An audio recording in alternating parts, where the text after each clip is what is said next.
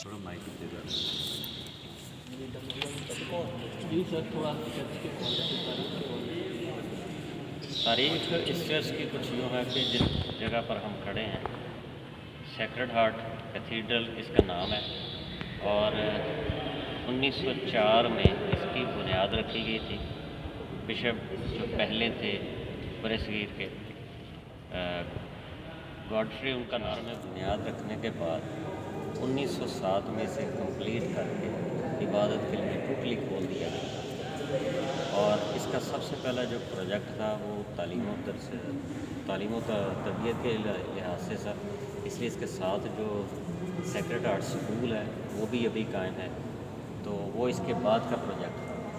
तो ये जो कुछ भी आप देख रहे हैं इसमें मेरे ख्याल में जितने सालों से मैं आ रहा हूँ मैंने इसमें कोई तब्दीली नहीं देखी, बस उसी को ही एज़ इट इज़ पड़ा हुआ है, इसी को वैसे का वैसे ही जहाँ से मर्ज़ी जो मर्ज़ी होता है मेंटेन वैसे किया जाता है। उसका कोई ना नक्शा तब्दील करने की कोशिश की जा रही है। तो मेरी एक दो आदमियों से बात भी हुई थी, उनके जी बड़े लोगों ने कोशिश की है, लेकिन हम जब यहाँ पे किसी चीज़ को नई चीज़ को रखने की कोशिश करते हैं तो ये मेरे ख्याल में शायद 500 साल का सोच के बनाया गया है कि जो भी हम नई चीज़ रखते हैं वो इसमें किसी जगह पे भी एडजस्ट हो ही नहीं पाती, वो वहाँ पे जचती नहीं। इसलिए आप ये जितनी भी चीज़ें देख रहे हैं ये मैक्सिमम नहीं, ये तकरीबन उसी से हैं जो पहले दिन से रखी गई हैं और एज़ इट इज़ पड़ी हुई है और उन्हीं को रेनोवेट किया जाता है और उन्हीं की हर लिहाज से, जिस तरह मैं समझता हूँ हुकूमत पाकिस्तान ने भी बड़ी कोशिश किया कि हमारा जो विरसा है उसे एज़ इट इज़ रखा जाए और जैसे है वैसे ही अपनी नस्लें हैं उनको दिखाया जाए और दिया जाए, और ये बड़ी अच्छी कोशिश है। IRC का मैं शुक्रिया अदा करता हूँ, माटी TV का भी, कि जिन्होंने आज ये मौका दिया है कि हम इस विरसे को लोगों तक शो करवा सकें, पहुँच सकें।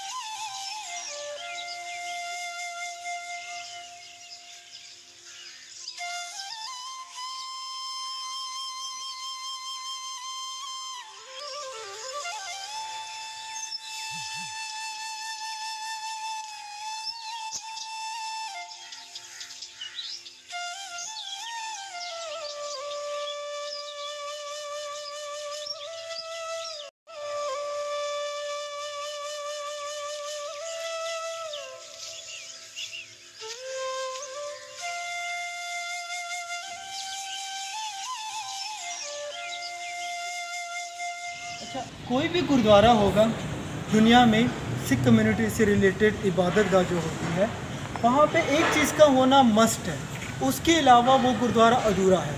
वो है हमारा ये निशान साहब, यानी ये झंडा। बुनियादी तौर पे इसकी जो फ़िलासफ़ी है ये गुरु नानक देव जी ने दी थी, और इस फ़िलासफ़ी का जो बुनियादी मरकज़ है या जो इसके पीछे की लॉजिक है वो ये है कि ये जो झंडा जहाँ पे भी होगा वहाँ पर आपको रिहाइश भी मिल सकेगी, वहाँ पर आपको खाना भी मिल सकेगा, और वहीं पे आपको अपनी अपनी इबादत का अपने अपने रसूमात के मुताबिक अदा करने की मुकम्मल आज़ादी होगी। अब ये जो चीज़ है ये आज से नहीं बल्कि सदियों पुराने से हर गुरुद्वारे में रही है। मतलब सिख मज़हब जब शुरू हुआ था और छोटे छोटे जगहों पे जब गुरुद्वारे बन रहे थे तो तब इस तरह के शहर नहीं हुआ करते थे, बल्कि छोटे मोटे कस्बे हुआ करते थे। तो लोग क्या करते थे कि गुरुद्वारा बनाकर उसमें बुलंद ये एक झंडा गाड़ देते थे, क्योंकि तब ज़ाहिर बात है आबादी नहीं होती थी, तो ये झंडा दूर से भी नज़र आ जाया करता था। तो कोई अगर मुसाफिर वहाँ से गुज़र रहा था या गुज़र रहा होगा तो डेफिनेटली उसकी नज़र पड़ जाती होगी इस पर, इस झंडे पर।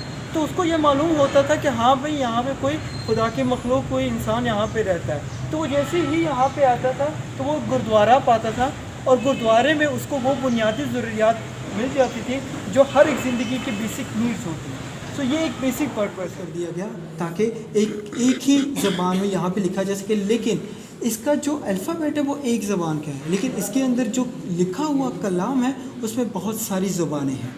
क्यों बना? क्योंकि गुरु नानक देव जी जहाँ जहाँ जाते थे वहाँ अगर उनको कोई रब का वली, कोई अजीम शख्सियत मिलता तो उनका वो कलाम उठा लेते थे, अपने साथ जमा कर लेते थे। इसकी बेस्ट एग्जांपल हमें मिलती है बाबा गुरनानक जी जब पाक पतन वाली साइड पे मिलते हैं तो उनको बाबा फरीद जी का इल्म होता है। वो उनके कलाम को पढ़ते हैं, उनके कलाम उनको अच्छा लगता है, वो अपने कलाम के साथ उनके कलाम को भी जोड़ देते हैं, और वो सारा कलाम फिर उसके बाद दूसरे गुरु को जाता है, दूसरे से तीसरे, चौथे, और चौथे के बाद पाँचवें गुरु के बाद जब सारा कलाम जाता है तो पाँचवें गुरु बुनियादी तौर पे वो किताब में इसको कंपाइल कर लेते हैं। उससे पहले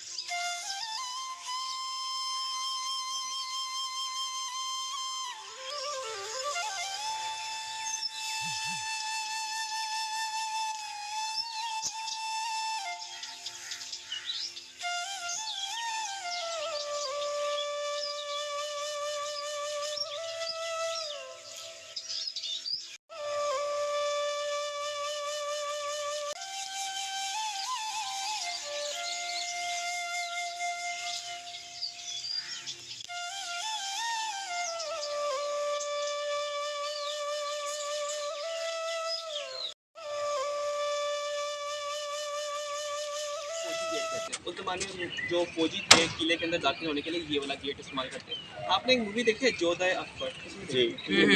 उसमें एक गेट का भी उन्होंने दिखाया गया था जहाँ से लोकल लोग एंटर होते हैं। वो गेट हमारे पास है, और इमेजिन करिए वो अदालत भी हमारे पास है। उन्होंने कॉपी जो है वहाँ पर बनाई, लेकिन ओरिजिनल हमारे पास है जो हम वो देखेंगे। बैक पर आप देखें वो है मोती मस्जिद। अच्छा, इसको कहते हैं जिन्नात की मस्जिद। कहते हैं यहाँ पर 2 नफिल नमाज पढ़ें, जो आपकी दुआ है वो कबूल होगी। लोग यहाँ पर आके अपनी दुआएं लिखते हैं, लेकिन मस्जिद की दीवार पर लिखना गुनाह है। तो मैंने कुछ दुआएं पढ़ी जिसमें था मेरे बाल भरे हो जाएं, मेरी 2 शादियाँ हो जाए, मुझे डॉल्फिन में नौकरी मिल जाए। लोग मानते हैं, तो उन्होंने क्या किया, दीवारों पर अपनी जो है राइटिंग में लिख दिया, ए मोती मस्जिद के जिन्नात हमारी दुआ कबूल कर दे, अलग अलग दुआ।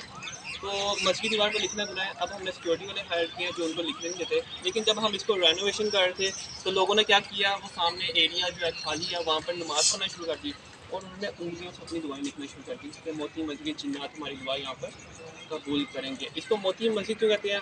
मुग़ल बादशाह शाहजहाँ ने 1632 में इसको मेक करवाया। इसके जो गुंबद आप देख रहे हैं मोतियों की तरह रात के टाइम ग्लो करते हैं, जब इसके ऊपर चांद की रोशनी पड़ती तो ये चमकते। लेकिन कुछ हिस्ट्री में लिखा हुआ है कि जब महाराजा रणजीत सिंह आए तो उन्होंने मस्जिद का रुतबा ख़त्म करके यहाँ पर कैनन्स खड़ी कर दी, जिसकी ब्लैकिश की वजह से पूरा एरिया जो है ख़राब हो गया और इसकी जो चमक है वो ख़त्म हो गई। इस तरह की 3 मस्जिद थी, 2 इंडिया के अंदर, 1 पाकिस्तान के अंदर। पहले ये आप समझ लें कि 400 साल के लिहाज से हम हिंदुस्तान के बीच में हैं, लेकिन आफ्टर पार्टीशन ये पाकिस्तान और ये इंडिया बन गया। जब हम यहाँ पर